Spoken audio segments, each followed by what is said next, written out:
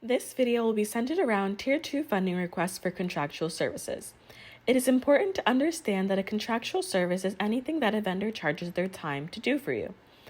This can be speeches, instructing, performing, etc. In simplest form, anything that results in USG paying for time.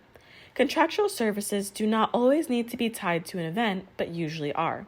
There are two ways in which your vendor can display how they will be charging for their time. This is by either submitting a letter of intent or an invoice.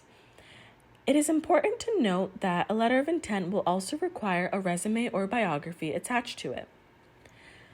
Vendors completing a contractual service are always required to become active vendors on Husky Buy, and they cannot begin their services prior to having this complete.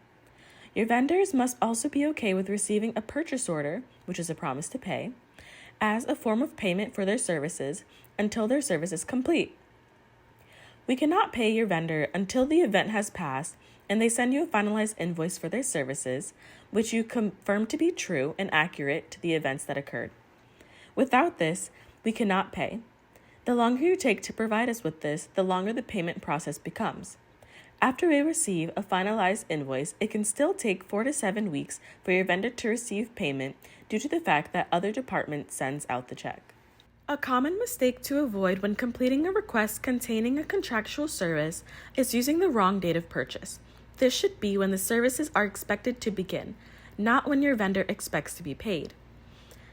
Next is having your vendor complete their services or begin them without authorization from USG. Having a vendor who does not extrapolate on their services. For example, your vendor should not put their description of services as making clothes and instead should put sewing, stitching, and designing 10 tops and 20 skirts.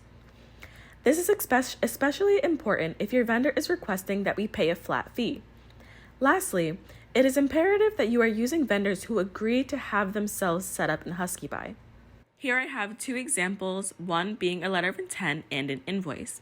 The letter of intent is linked on our Koali build form and has vendor information, student organization information, background information, and payment information.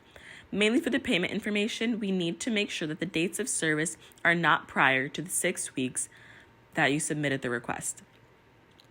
There is also an itemized quote section in which your vendor can utilize the boxes to fill out their description of services, number of hours, rate, and amount. Next, on the right side, we have an example invoice from Riverside Reptiles.